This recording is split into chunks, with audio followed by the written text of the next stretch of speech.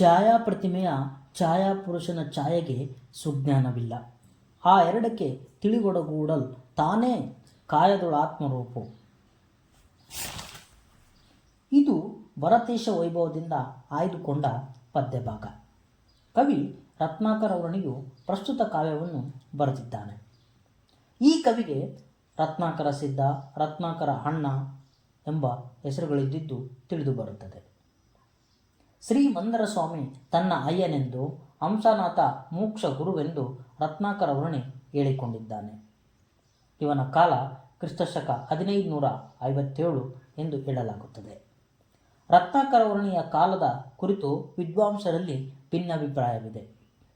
ಪ್ರಸ್ತುತ ಪದ್ಯಭಾಗದಲ್ಲಿ ಕವಿ ಜೀವಾತ್ಮ ಪರಮಾತ್ಮ ಕುರಿತು ಚರ್ಚಿಸಿದ್ದಾನೆ.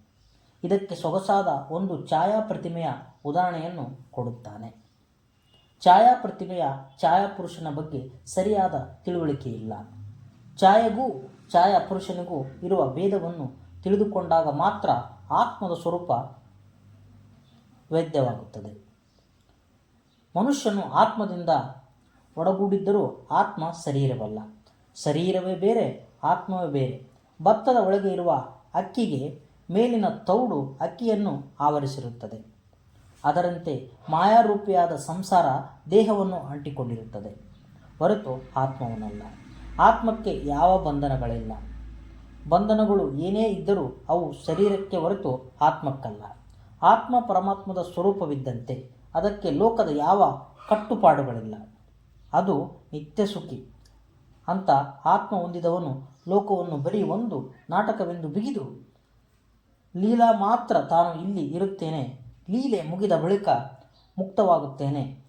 ಮುಕ್ತನಾಗುತ್ತೇನೆ, ಮಹಾದೇವನಾಗುತ್ತೇನೆ. ಇದನ್ನೇ ರತ್ನಾಕರ ವರ್ಣಿಯು ಛಾಯಾಪ್ರತಿಮೆಯ ಛಾಯಾಪುರುಷನ ಛಾಯೆಗೆ ಸುಜ್ಞಾನವಿಲ್ಲ ಎಂದು ಹೇಳುತ್ತಾನೆ.